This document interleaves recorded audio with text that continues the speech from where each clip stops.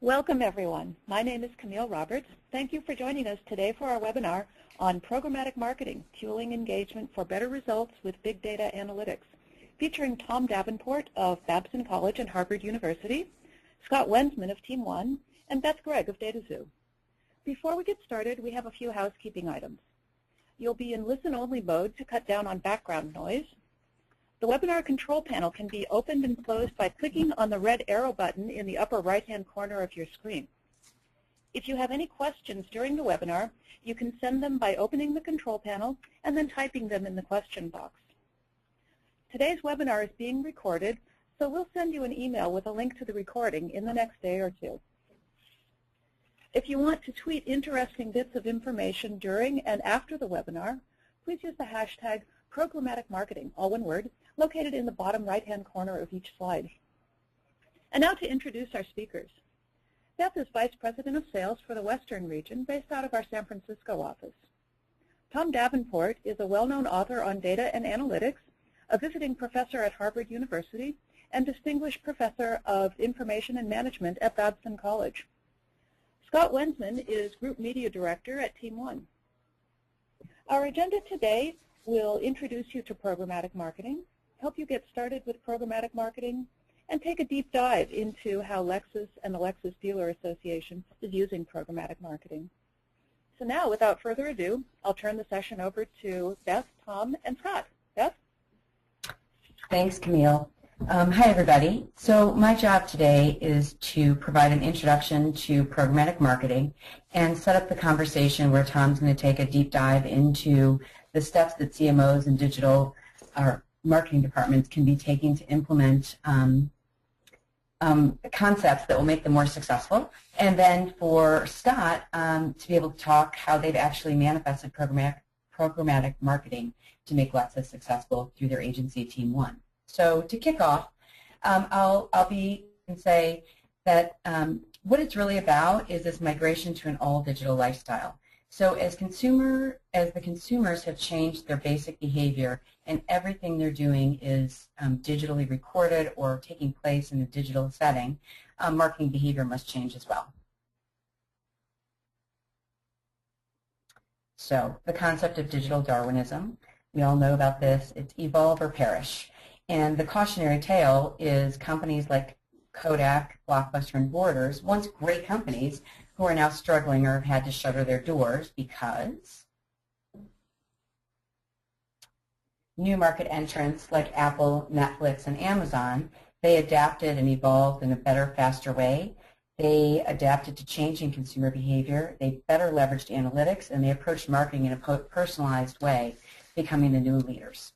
So for the cautionary tale, how can CMOs and marketing departments today look at this digital Darwinism as an opportunity instead of a threat? So Tom will go more into depth on this, but the three basic things that CMOs and marketing departments are concerned about now are understanding who your best customers are and probably more importantly, who your worst customers are so you're not leveraging resources against your worst prospects. And at the end of the day, having customer-centric goals. Number two is really getting visibility into the performance of your marketing mix. So that would be across channels, content, messages, and audiences. And if you have that, then you're able, the third bullet is to implement a programmatic marketing effort, which will bring your customer-centric goals to life with a unified approach across all of your touch points. So then that leads to the question, what is programmatic marketing? And at a basic level, it's 24/7, always-on marketing. It's leveraging technology. But what's really interesting is it's proactive and responsive at the same time to marketing opportunities and events and your customers as they're occurring. So in real time, how are you responding to your market's needs?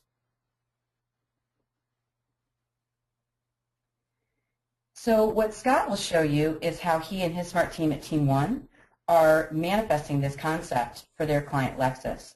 And what they've done and the evidence that Scott will show you is how they've combined data and technology with people and the emotion of advertising to really drive the metrics at the top of the funnel to the bottom of the funnel. The top of the funnel, the second bullet, is really leveraging programmatic and technology to drive brand awareness and demand.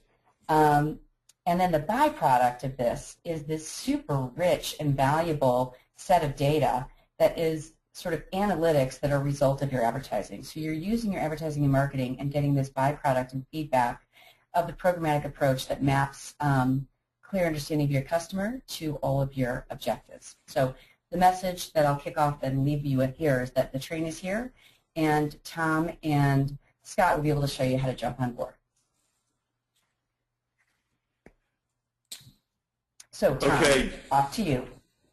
Thanks, Beth. I guess I'm the engineer or the conductor or something for a few minutes anyway, so very happy to be with you virtually and to talk about this issue. I thought it was interesting that Beth said, you know, we're talking about how marketing organizations can combine data and analytics with ideas and emotion, and I think most people would probably say, you know, we've got the ideas and emotion stuff pretty well knocked. At least I meet relatively few marketers who don't think they have that already. So it's the data and analytics side that they really need to sort of bulk up on, and that's what I'm going to be primarily talking about in my part of this session today.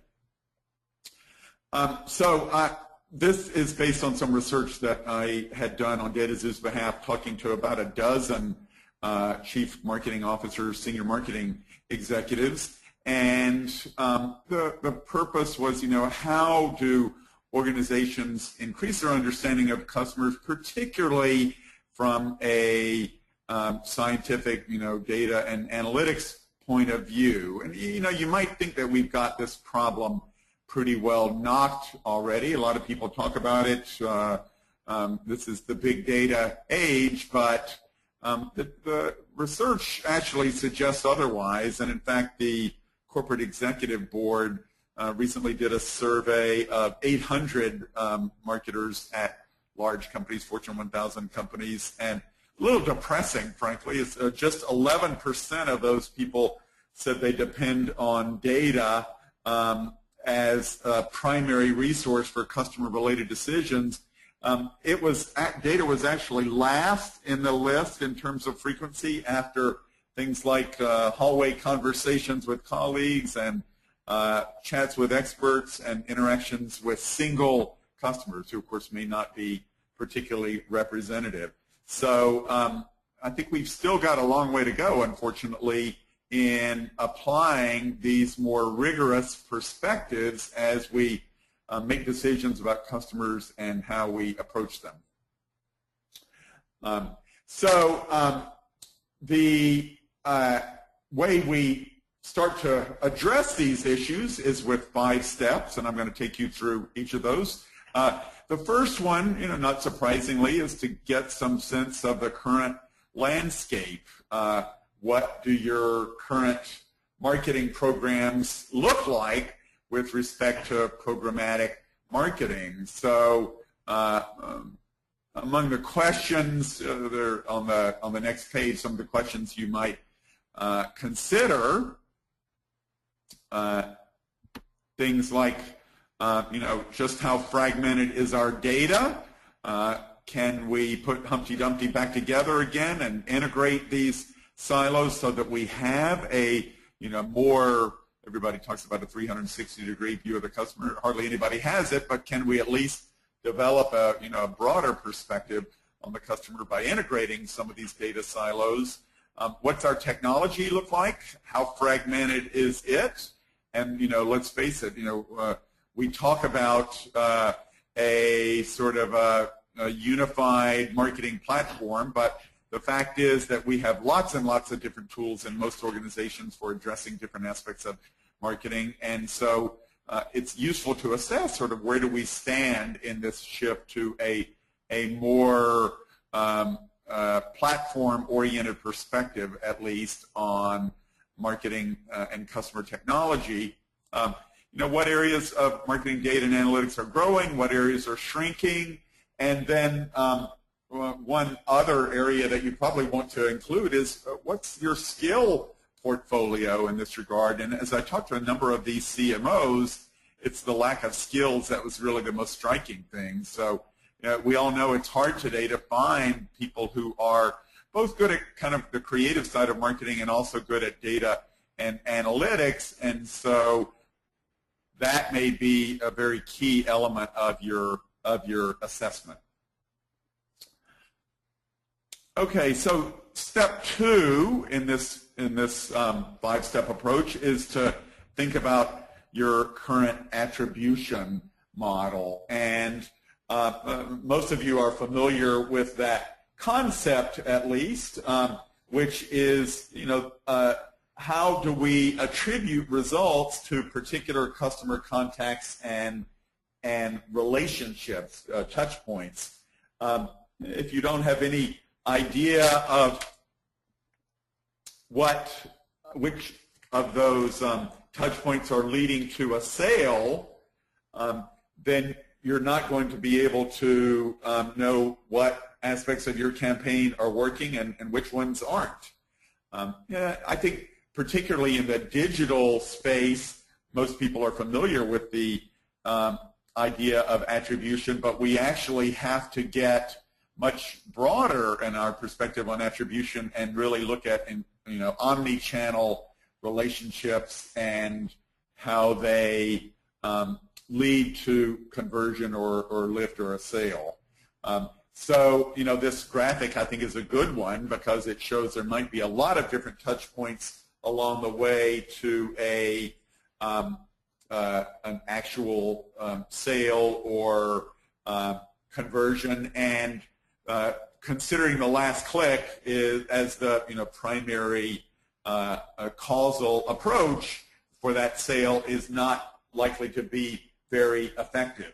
Now, of course, we're always adding channels, and it's a very complex environment, and so nobody's going to have a perfect model in this regard, but it is certainly at least useful to start thinking about what are some possible attribution models, collect some data, do some analysis to see which ones might be more appropriate and beneficial than the ones the very simplistic ones that you may have been using, and then to start to improve. Perfection is the enemy of progress in this regard. You're never going to attain that, but almost every organization can get better in its attribution models. And of course, to do this, you're probably going to need some sort of demand-side data management platform under the control of the CMO in order to start to make this work. It's just virtually impossible to do without it. So the next step is to start to think about your algorithms, if you will, for improving in-market performance. This whole area is not something that's going to be addressed through, obviously, intuition. It's going to require some algorithms, and they're probably also not going to be the traditional types of algorithms we're familiar with. We've historically worked by a human, like this particular person in the slide, sort of getting very reflective and thinking about, well, what's my hypothesis? And then you go out and you test that hypothesis, you gather some data and you test that hypothesis. This could take a period of months in the traditional approach, and that doesn't work in the current environment. Particularly if you're talking about digital and social marketing, you're probably talking about thousands of decisions a day, lots and lots of different models for making those decisions about what content to run on what sites. The data are changing by the second about for the cost of ad display and the cost across different publishers and so on. So really the only way you can handle this is through automated media buying. That, of course, is a lot easier if you have some sort of attribution model for what channels and media you want to buy in at what times and at what frequencies. And the only other way you can make it work is through some integrated data management across different channels and customer information sources. So, you want to move toward a more platform-oriented view for this that will work with a variety of different marketing entities and data types and objectives. Okay, so step 4, I mean, this is kind of related to the previous step with regard to data, which is that, we have proliferated siloed data sources about customers. I was talking to a major retailer this week that, has an online business, and I was saying, how do you organize this business? And they said, well, we just treat it like a different store, even though it's growing at 50% a year, far faster than the 1 or 2% rate that most stores are growing. Yeah, we just treat it like another store. And then how do you start to think about not only the issues around unified insights, but how do you treat the customer in an omni-channel sort of way? So you really, I think, need to think about merging all of your online and offline data sources if you're going to make this work. We're not ever really going to go back to, I think, an environment where one channel is the only one that matters. And so to the degree possible, you want to start combining all of this information in a single repository. And in most cases, I think that's going to be some sort of integrated customer data warehouse. You hear a lot of people, particularly in the big data world, talking about, we're trying to move beyond the enterprise warehouse, and we're just using Hadoop for all of that sort of thing. But frankly, I have yet to see, the kind of data persistence and analysis capabilities in relatively short time that you would need to do this sort of work without a warehouse kind of environment. And we also don't want to be proliferating lots of little marts with this customer type and that customer type around. You want these to be integrated. So one example of this was from a head of marketing in a very large company in the entertainment industry. He said, this is a process of stitching things together. Each stitch is not all that difficult, but it's a lot of work, all the stitches that are necessary. A lot of subsets of data types and information, so we're trying to pull together all of this and to take a more platform perspective. So it gives you some idea of how challenging this can be. Then finally, because we're never going to achieve perfection, once you've started to make a little bit of progress in this regard, you need to start learning from whatever you've done. So think of everything as a little bit of a prototype and how you can refine it and get better at it. You not only want to improve things, outcome variables like lift and so on, but also are you making progress toward a more single platform perspective and more integration of your data? This is, as I say, not a world in which you're going to achieve perfection, but you do need to make progress, and so customizing and learning from your deployment is quite critical, and you want to do all this in a fairly rapid way. On this slide, we have a nice quote from an insurance head of marketing analytics who said, if we wait for the perfect model, we'll all be dead. So we try to generate an insight per week for our internal customers. If you're talking about digital content display, you might be talking about an insight per second. But the idea is that you need to have a very agile, fast-moving set of approaches and methods and tools for making this sort of thing work. And there are some pretty good examples of success in this regard. I found there's one financial services company that had taken this approach and was quite focused on learning from its marketing to students, and they found that, for example, consumers who were targeted for their student checking account were converting at a higher rate than those that were targeted for other types of banking services. The volume of applications dropped quite significantly in the second week of school year, so that consideration window is a pretty short one.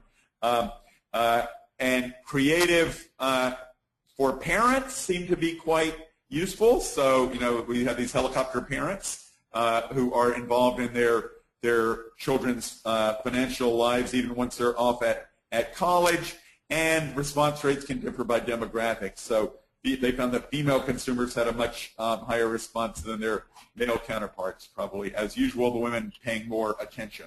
So these are just an example of the kinds of insights that you can get that can refine later approaches. The only real mistake you can make here is to do nothing, to let your fields lie fallow, if you will, because there is a lot of territory to plow, and you're not going to start getting better at this unless you take some steps in the direction that I've described. So that, I don't want to say it's a theoretical view, because I did talk to a number of marketing executives, but Scott is going to give you a lot more detail about how this works in his organization working with Lexus. Great, thank you, Tom. Good morning, good afternoon, everybody. I'm happy to share some firsthand perspective on how we at Team One here have been able to leverage programmatic marketing to drive success for two different clients, Lexus on the national side and our Lexus Dealer Association clients on a regional and market level basis. First, a little context. Team One's been working with Lexus and the Lexus Dealer Association for over 25 years now. We're a full-service agency that handles strategy, communications planning, and creative services on behalf of the national and dealer lines of business. From a digital planning perspective, what we're talking about today, we've been partnering with dataxu for almost 2 years now. Our primary focus with them in the early days was, the sort of retailer, dealer side of the business, and we've now begun shifting and deploying premium programmatic on behalf of national launch efforts as well. So I'll get into some detail on how we've been working, across both clients.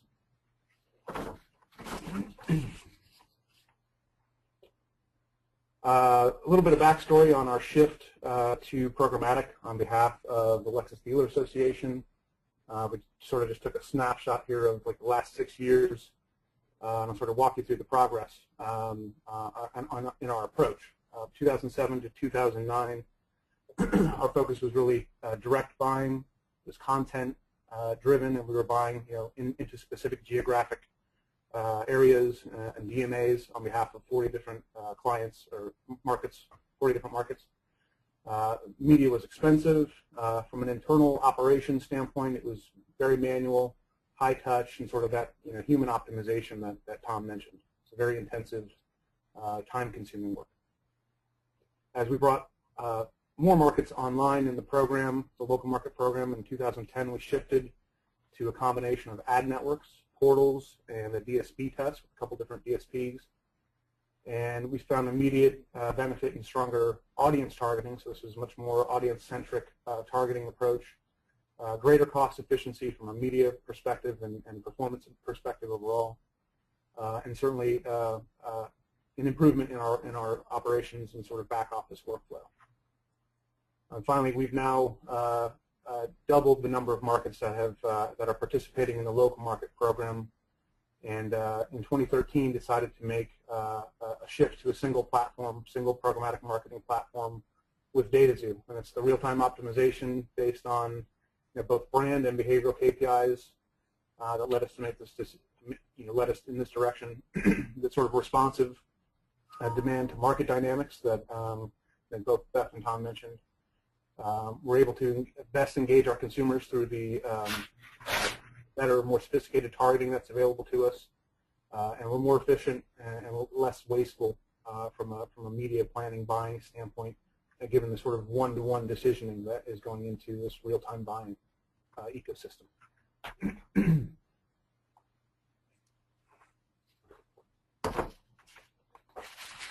I wanted to sort of just quickly share you some of the thinking that went into our shift. So as I started to mention, we were looking to consolidate 3 lines of business on behalf of the Lexus Dealer Association into one platform. The evaluation criteria was historical performance. So what did we learn coming out of our ad network portal and DSP activity over those 2 years preceding this consolidation? Transparent fees, media costs is important in our consideration. The ability to maximize and better understand reach at the local market basis, plan for specific reach in the local market basis. Tactical capabilities like tagging, trafficking, reporting were certainly a part of that. And I think critical was, could we be assured of exceptional customer service? So we're in a managed services environment here. Benefits, we were quickly able to see a reduction in audience duplication by consolidating buying with a single platform. We're able to extend and, like I said, better measure our reach. We've removed some of the human element from our optimization and analysis and turned that over to the machines. We've improved cost efficiencies, workflow efficiencies, and we've taken a big step in unifying our analytics across those 3 distinct efforts on behalf of the Lexus dealers. And again, the end result here was an exclusive partnership with a single programmatic marketing platform.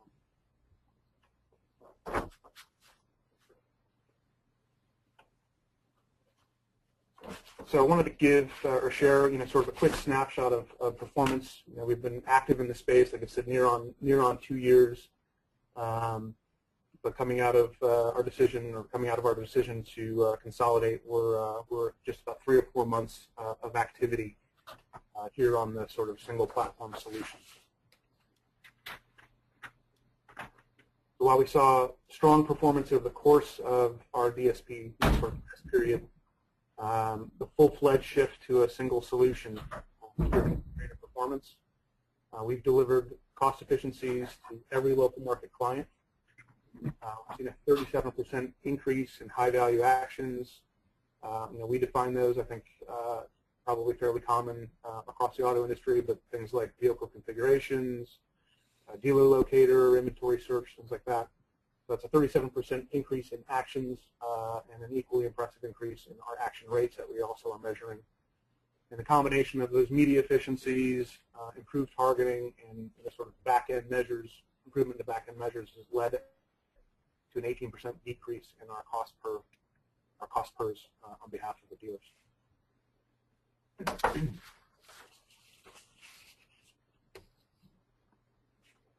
So next I wanted to dive deeper into another case study, and this one, the focus here is on a national vehicle launch for the Lexus LS. And we wanted to share how we were using programmatic, or able to use programmatic to drive brand measures. So this was the 2012, late 2012 launch, sort of November. It basically ran in 2 different flights in November and January 13 flight. But this was the launch of Lexus's flagship sedan, the LS. And this was a fully integrated sort of launch across multiple channels, including television, print, at-home, and digital. This was the first major redesign for the LS since about 2007. With the new design language and performance, it expressed a new attitude and personality for the brand. So our goal here was to use brand lift to optimize, dataxu for brand lift to optimize against the metric of message association. So we had product that was part of the dataxu suite that we were able to deploy on top of the impressions that we were buying to support this launch. Quick snapshot of our target. We had sort of three different targets. We had Lexus brand intenders, we had competitive intenders, And then we had a custom target that we called Progressive Leaders, and we thought was best represented by Sir Richard Branson. Had the, our LS target has that personal style and ambition and drive that Richard Branson also has. So that was sort of our chief target.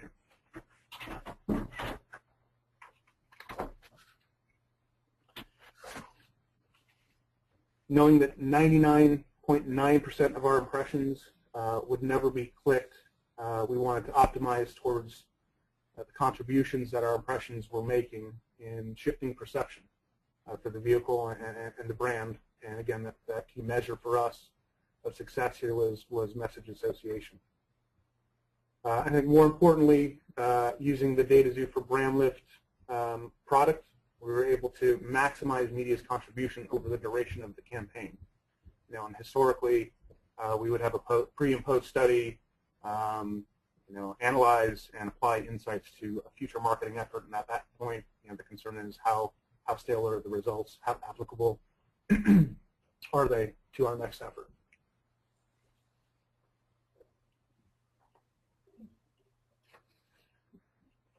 For this program, we used two creative formats, display and video, because we also wanted to get a sense of the difference in effectiveness and efficiency of those formats in driving message association. We used a single question survey to measure the new tagline and the audience's link back to understanding of the message and link back to the brand. And as I mentioned, we were able to use real-time audience optimization to improve performance over the duration of the campaign, delivering future impressions to those that were most likely to be positively influenced by the message.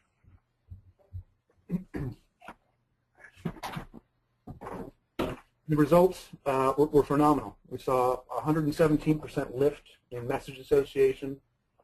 That's far surpassed previous dataxu benchmarks in the auto category.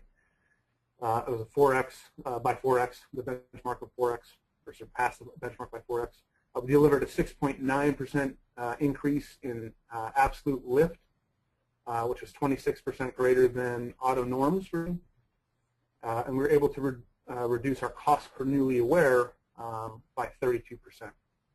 So very strong positive results on an early endeavor in using programmatic to drive brand.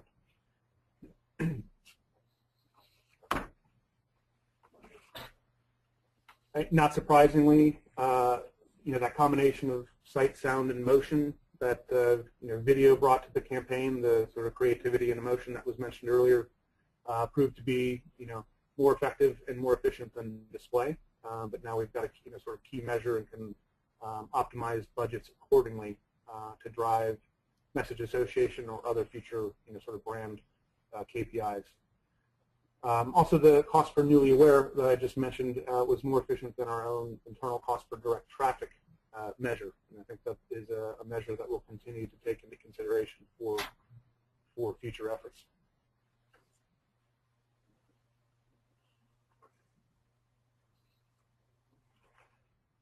A couple of implications to share. I just talked about cost per newly aware, and as I said, that's a new metric we'll continue to evaluate its application to future branding efforts, whether it's a brand campaign, a new vehicle launch, and perhaps another type of messaging effort. From a creative and target optimization perspective, this approach allowed media to take on some of the heavy lifting for pushing brand metrics that I think is, we traditionally reserve to creative optimization. So we're able to move beyond that and really, as I said, optimize to the impression level for our specific audience target.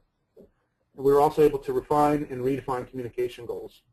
So we went in with planned reach and frequencies and came out understanding what was required again across those two formats on a national basis to increase our brand KPI.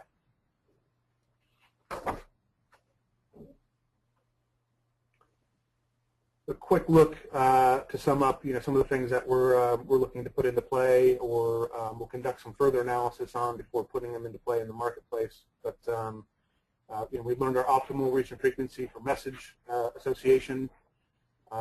We can apply that to future planning efforts and perhaps around different KPIs.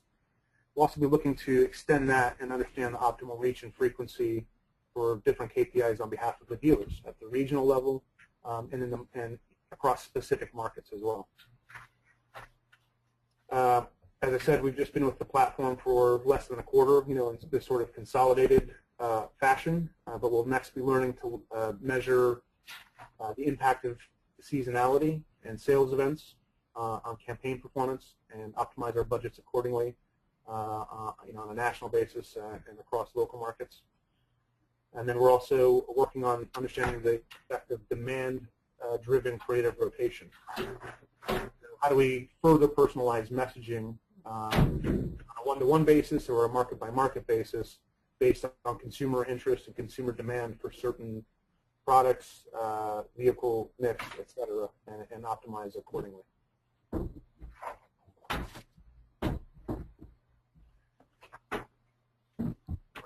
So I think I'll turn it back to Camille. Okay. Thank you, Beth, Tom, and Scott. I'd now like to open the presentation up for questions. To ask a question, please use the questions box located in the GoToWebinar console. We've had several questions already. First of all, a few people have been asking about a recording of today's event. And yes, we'll send you a link to the recording either tomorrow or early next week. So keep an eye on your email. Our next question, we have one here. This one is for Scott. Scott, you mentioned cost per newly aware as a potentially new metric. Are there any other new metrics that you've discovered since shifting to programmatic marketing? Sure. There are a few others. For lack of a better term, we are often also running, I guess, what we call like a discovery line item, and learning sort of which key audiences, whether it's a Prism cluster or another sort of audience segmentation, what messages are resonating with which of those audiences. And we've really been looking at that on a regionalized basis so far. Thanks. Here's one for Tom. Tom, aside from the companies that you mentioned, what other companies are leading the way in programmatic marketing? Well, a couple that I have had some dealings with are Ford, which is working with dataxu on applying a lot of these approaches. I think quite impressive that an organization of its age and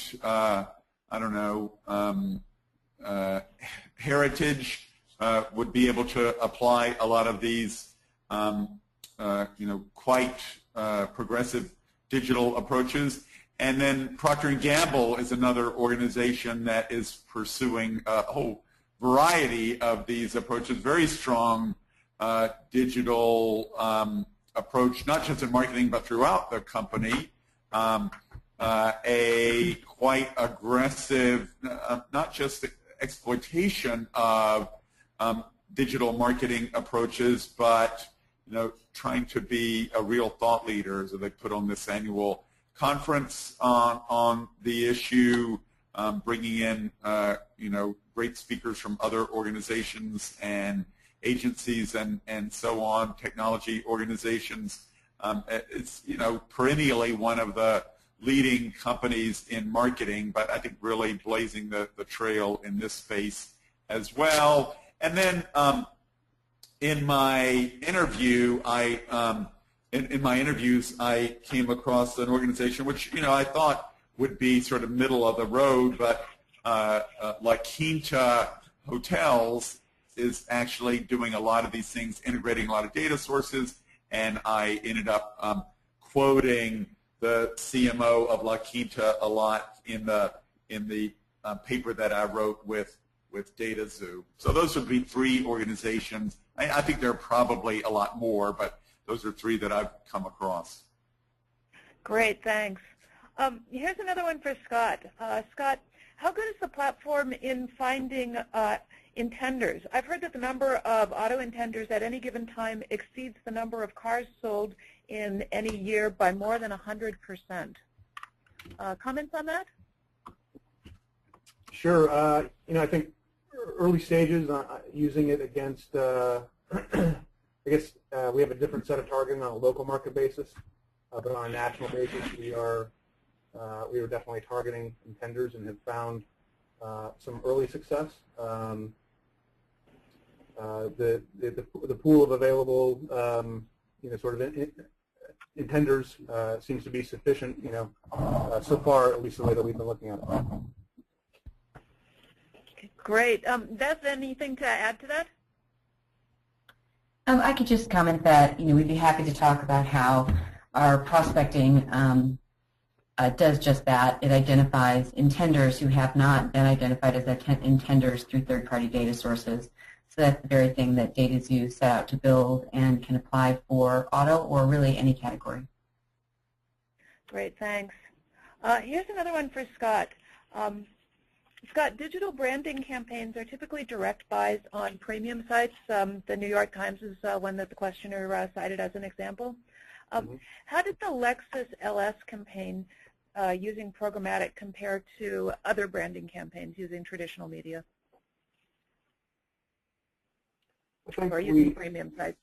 Yeah, I mean, we continue to leverage premium sites for all of our national efforts, and as I said, this was an early test to see what sort of results we might drive in those sort of key brand KPIs. So without getting into too many specifics, I think we were very, very happy with the results, and on a publisher by publisher basis, the results with regards to the LS campaign that we just shared will probably rank in the top quarter of results relative to what we would be doing with a direct bought premium publisher. Great, thanks. Here's one for Beth. Beth, we have data in a lot of different silos, web analytics, display, video, and Facebook performance reporting, CRM, and email. How do you normalize all of those data sources and use them to get the big picture of your marketing program? Yeah, so it's a good question, and I think probably it's very consistent with where the market is right now. And the first thing that we'd recommend, and it's consistent with what Tom said, is you can start normalizing your data by onboarding your CRM data onto normalizing it on the web so that you can then compare who your current customers are with existing in your CRM with what you have happening digitally. So that's the first place to start, and then you can do the same with email. Mobile's a little bit trickier, but there are methods that you can do unique identifiers and match that customer across. And we have some customers who are doing some innovative things with in-store shoppers and connecting that data as well. So when Tom was explaining, like, one of the slides was a quote from a customer saying, we've got, it was the entertainment industry, like, we're stitching together a lot of these things, and it's not pretty, it's not perfect. Sometimes you don't want to know see how the sausage is being made. But if you take a step-by-step approach to each of those data sets, you can put them into a digital setting and normalize the data. And is it 100% perfect? Probably not. But is it a heck of a lot closer than keeping them siloed? Absolutely. Great. Thanks, Beth. Scott, you mentioned tactical capabilities that dataxu is able to provide. Can you further explain what types of tools you've been able to leverage? Sure. As I mentioned, we're on working with dataxu in a managed services capacity, so we rely on them for a number of the sort of tactical things. I believe I mentioned sort of tagging and developing universal tagging, helping with trafficking, reporting, and I would some of the back office stuff. But I'd say what I would say is most valuable is probably the analytics and optimization insights that they support our group with. And the only thing, this is Tom, I would say that the Scott situation is pretty typical in that, these technologies are pretty leading edge, and even though Team 1 is a quite sophisticated organization, they wanted some services from dataxu. I think whoever you are investigating from a sort of a platform perspective, you might want to check and make sure that they can provide you with some services as well in this regard, because it's really hard for many organizations to make effective use of all of these diverse technologies on their own. Thanks. Tom, here's a people-related question. You mentioned that only 11% of marketers are using data. A lot of people have a stereotype of marketers as being super creative and not very quantitative. I think a lot of people choose marketing as a career specifically because of that stereotype. Do you encounter a lot of resistance to the notion that marketing has to be data-driven, and how do people get over their own fear of numbers? Well, I think this is a problem throughout business today. It's probably worse in marketing than in most other business functions. I see it. I do a lot of work in retail analytics, and you talk to students coming out of school who said they want to go into fashion retail, for example, and I always say to them, so you must really be into analytics, and they say, what are you talking about? I have no interest in analytics at all. But I think it's really up to our universities to really start educating people about the fact that marketing is now a very data-intensive profession, and if you don't care for data and fact-based decision-making, and aren't willing to learn something about statistical analysis and so on, you're probably not going to find this a very successful career.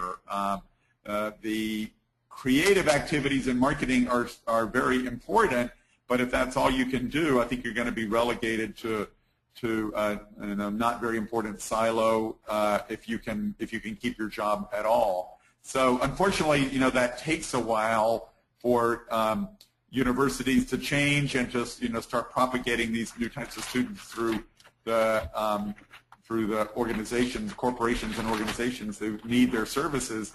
But it's the only thing I can think of to do. There have been some companies. One of the companies I interviewed was Nationwide Insurance, which in Columbus, Ohio, don't necessarily strike anybody as one of the more digitally inclined companies out there, but they have developed a marketing boot camp to try to introduce their marketing employees to all of these new capabilities. And in fact, they also partner with Ohio State, one of their leading sources of new employees, to try to introduce it into the marketing curriculum. So I think you can have these sort of corporate education programs, and you can work with your local universities to try to create some new capabilities for your employees and students.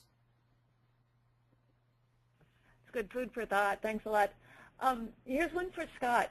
Scott, during your test phase of DSPs, what were the criteria you used to evaluate performance of one versus the other? Combination of our sort of hard metrics from a performance standpoint.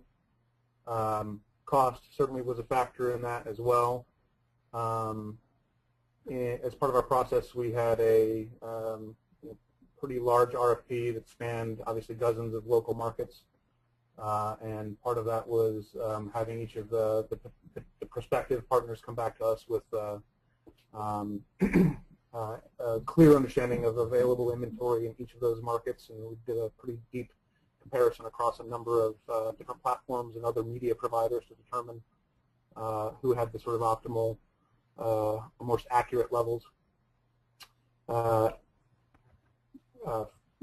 Transparency on fees, some of the tactical capabilities that I mentioned as far as analytics and support. Obviously, it requires a little different breed of planner buyer on our end to help manage and run media through one of these platforms, but we are still in need of assistance and support on the data side. And so with that, customer service was another sort of critical evaluation piece.